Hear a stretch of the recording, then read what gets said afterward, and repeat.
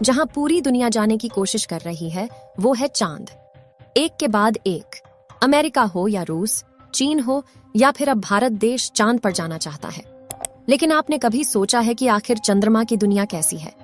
चांद पर मिट्टी है या पत्थर, समुद्र है या नदियां, पहाड़ हैं या रेत के मैदान, पानी है या कुछ और?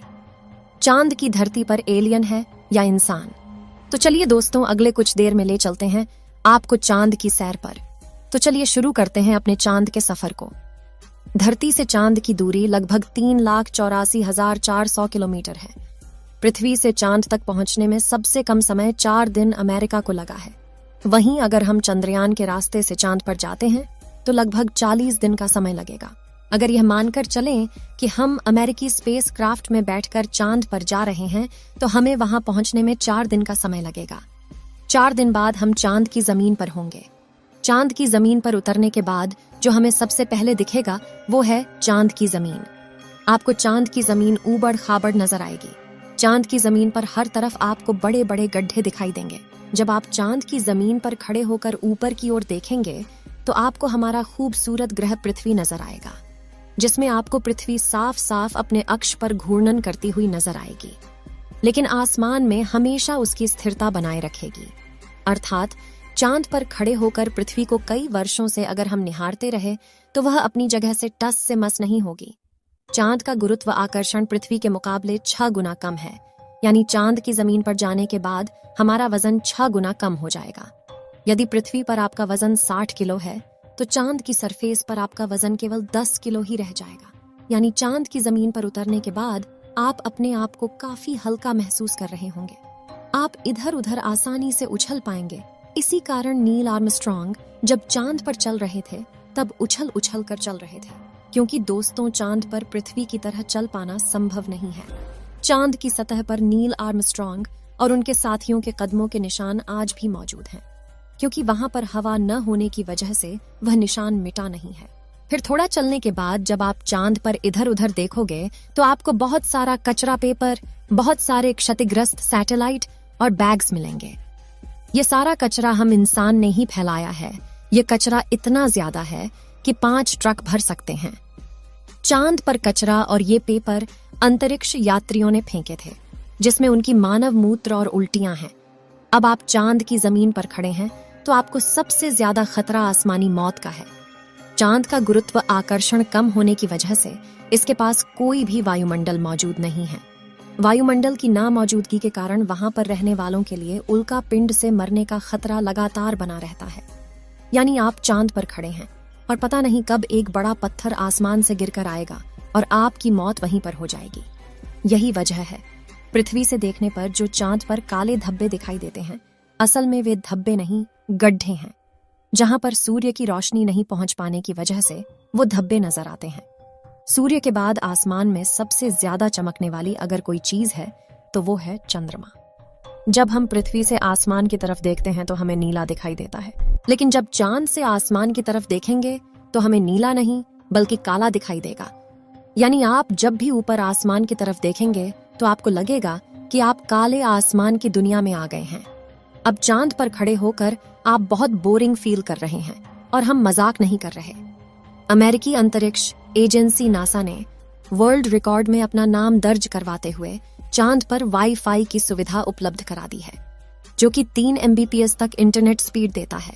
यानी आप आराम से चांद पर इंटरनेट चलाकर अपना एंटरटेनमेंट कर सकते हैं। अब आपका मन कर रहा है इंटरनेट तो बहुत हुआ, अब चांद से मैं पृथ्वी पर अपने घर फोन करके बात करता हूँ। आपने फोन मिलाया, फोन लग भी गया, लेकिन ये क्या, आप बोल रहे हैं लेकिन आपकी आवाज मुंह से बाहर नहीं आ रही है। जी हाँ, ये सच है, चांद पर आप कितना भी जोर से चिल्ला लें, आपकी आवाज मुंह से बाहर नहीं आएगी। धरती पर वायु की हमेशा हर जगह उपस्थिति रहती है, लेकिन चंद्रमा का अपना कोई वायुमंडल नहीं है, इसलिए वहां पर ध्वनि तरंगों का संचरण सामान्य रूप से संभव नहीं है। यदि आप चंद्रमा पर किसी को पुकार कर बुलाना चाहेंगे तो उस तक आपकी आवाज नहीं पहुंच पाएगी। परंतु चंद्रमा पर एस्ट्रोनॉट्स स्पेस सूट में रहते हैं, जिसमें ऑक्सीजन और नाइट्रोजन भरकर कृत्रिम रूप से वायुमंडलीय दबाव बनाया जाता है। इसलिए वे सूट में बात कर सकते हैं और उसमें लगे माइक्रोफोन की मदद से किसी अन्य व्यक्ति तक भी अपनी बात पहुंचा सकते हैं। इस तरह से चंद्रमा पर टेलीफोन के काम करने में तो कोई समस्या नहीं है, लेकिन आपको ध्वनि को अपने मुंह से माइक्रोफोन तक पहुंचाने के लिए किसी माध्यम जैसे वायु की आवश्यकता पड़ेगी, जो कि इस स्पेस सूट में ही संभव है। भविष्य में अगर चांद पर इंसानी बस्ती बनती है तो यह संभव है कि टेलीफोन से चांद पर बात की जा सकती है, लेकिन चंद्रमा से पृथ्वी तक सिग्नल पहुंचने में लगभग 1.27 सेकंड का समय लगता है। इसलिए पृथ्वी से संपर्क के दौरान आपको रुक रुक कर बात करनी पड़ेगी। अब चांद पर हमको रहना है, तो अब बात करते हैं चांद पर दिन और रात के बारे में। चांद को पृथ्वी का एक चक्कर लगाने में 27.3 दिन लग जाते हैं और अपने अक्ष पर भी एक चक्कर लगाने में इतना ही टाइम लगता है। यही वजह है कि चांद पर हमें एक बार में एक भाग ही दिखता है, दूसरा भाग छिपा रहता है। वहीं चांद पर एक दिन करीब 14 दिन का होता है। रात भी इतनी ही लंबी होती है, यानी चांद की सतह पर मौजूद वस्तुओं पर रात और दिन का बहुत ज्यादा असर होता है। रात में चांद का तापमान लगभग -153 डिग्री तक गिर जाता है, जबकि दिन में तापमान 180 डिग्री सेल्सियस तक बढ़ जाता है। फिर चांद के अलग अलग हिस्सों की स्थितियां भी अलग अलग होती हैं। माना जाता है कि चांद का साउथ पोल ज्यादा ठंडा होता है। रात तो वहां पर इतनी ठंडी होती है कि पृथ्वी का कोई भी मनुष्य शायद ही उन हालात में रह पाए। बस्तियां बसाने की कल्पना तो दूर की बात है। अगर वैज्ञानिकों की माने तो चांद के साउथ पोल पर दिन में भी तापमान ज्यादा गर्म नहीं होता है, लेकिन रात बहुत ही ठंडी होती है।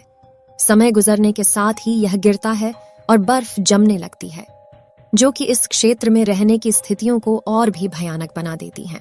इन्हीं भयानक स्थितियों के चलते चांद पर अब तक जितने भी मिशन गए हैं वो सब उत्तरी इलाकों में किए गए हैं। रात में हमें जो चांद चमकता हुआ नजर आता है, लेकिन आपको जानकर काफी हैरानी होगी कि चांद की अपनी खुद की कोई रोशनी नहीं है। जो चांद पर रोशनी नजर आती है वो सूरज से आने वाली रोशनी का रिफ्लेक्शन है।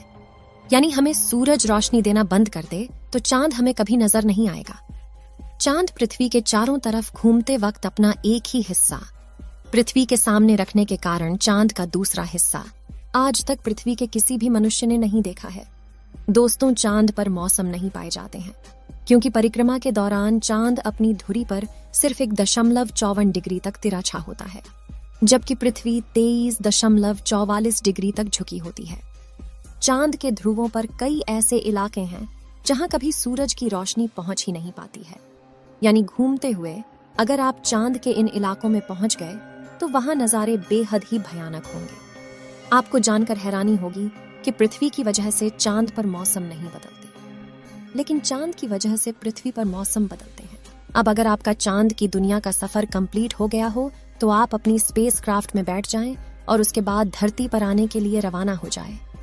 दोस्तों, आपको चांद का डरावना और जानकारियों से भरा सफर कैसा लगा, हमें कमेंट बॉक्स में लिखकर जरूर बताएं। इस वीडियो को एक लाइक जरूर करें और अपने मित्रों तक इस वीडियो को शेयर करें ताकि उन्हें भी जानकारी मिल सके।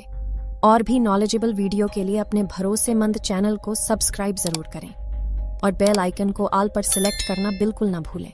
मिलते हैं किसी और नॉलेजेबल वीडियो के साथ। वीडियो को अंत तक देखने के लिए धन्यवाद।